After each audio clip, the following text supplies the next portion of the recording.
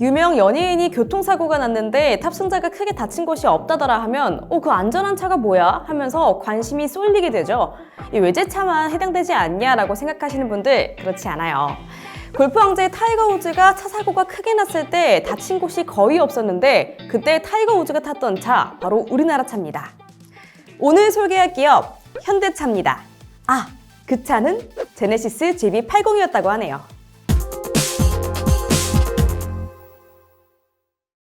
자, 우리나라 대표 완성차 기업 현대차의 시작. 바로바로 1967년으로 거슬러 올라갑니다. 12월 29일에 다들 잘 아시는 한국산업의 거물이죠. 정주영 회장이 설립했습니다. 당시 이름은 현대자동차 공업이라는 이름이었고요. 1960년대, 지금과는 너무 많이 다르겠죠. 당시 한국의 대부분의 자동차는 수입품일 수밖에 없는 상황이었는데요. 현대차는 국내 자동차 산업의 개척자의 역할을 톡톡히 해주기 시작합니다. 현대자동차 1974년에 자체 개발을 시작했는데요. 이때 자체 개발을 위해서 영국의 자동차 산업을 대표했던 회사 브리티시 레일랜드의 부사장이었던 조지 텀블을 영입하기도 했습니다. 그리고 바로 그 해에 주식 상장까지 이뤄지죠. 당시 현대차에 들어온 조지 텀블은 이 자동차를 독자적으로 생산하기 위해서는 최소 4년이 걸린다고 했습니다. 근데 또 대한민국이 이 빨리빨리 나라 아닐까요? 2분의 1인 불과 2년 만에 1976년 현대차의 대망의 첫 모델 포니를 출시하게 됩니다. 출시 첫 해에 벌써 10,000대가 팔리는데요. 이때 10,000대는 국내 자동차 판매량의 43%였다고 하네요. 역시 한국 자동차 역사의 큰 축이죠. 1986년엔 전설의 갓그랜저 최고 모델까지 내놓습니다. 그때 대졸 신입 월급이 40만 원인데 근데 이 갓그랜저 최고 모델 가격이 2,700만 원. 어마어마한 거죠. 현대차에서 정주영 회장 다음으로 잘 알려진 회장 하면은 정몽구 회장이 떠오르는데요. 당시 현차는 동생이었던 정세영이 이끌고 있었습니다. 그런데 1998년 정주영의 건강이 급격히 악화되면서 이 차기 후계 구도 싸움이 치열해졌다고 하죠. 그 중심에 정주영의 장남 정몽구가 있었습니다. 정세영 명예회장이 경영권에서 퇴진하고 1999년 마침내 정몽구가 현대차 회장을 이어받게 되는데요. 정몽구 회장은 1999년 해외 진출을 본격적으로 추진하게 되고요. 품질 향상까지 함께 이뤄지면서 그때부터 현대차 브랜드의 위상을 상당히 올려놓기 시작합니다. 모두가 설렘과 기대에 차 있었던 21세기의 시작, 2000년입니다. 현대차가 현대그룹에서 분리돼서 자동차 전문 기업으로 도약하는 해였는데요. 하지만 현대차에게는 창사 이래 역대 최대 위기를 맞았던 힘든 시간이었습니다. 그때 그 시장 국내외 상황이 굉장히 시끄러웠죠. 국내 차 시장이 글로벌 경쟁의 장이 되기 시작했던 때였거든요. 르노는 삼성차를 인수하고 대우차는 미국 회사 GM과 포드와의 인수 경쟁으로 시끄럽고 그 다음 해부터는 일본까지 들어오겠다고 하면서 바야흐로 세계화의 때였죠. 네, 그런 때의 당시 주가는 현대차의 앞날을 좀 부정적으로 바라봤는데요. 당시 현대차의 세계 시장 점유율이나 연구개발비, 매출액 등이 다른 글로벌 회사들에 비해서 차이가 많이 나서였죠. 그러면서 2000년 2월 29일 현대차의 주가는 12,050원으로 연초 주가 수준보다 40%나 폭락합니다. 1999년의 하반기 최고점이 42,500원이었는데 그 지점과 비교하면 70%나 폭락한 수준인 거죠. 회사는 주가 관리를 위해서 여러 가지 대응책을 내놨지만 2000년은 한 해 내내 주가가 10,000원대를 벗어나지 못했던 암흑기였네요. 2002년 월드컵 때 우리나라가 진짜 역사적인 첫 4강 신화를 썼잖아요. 이때 우리나라 자동차 산업도 세계 4강 신화라는 목표를 내겁니다. 그리고 그 선봉장은 현대차였죠.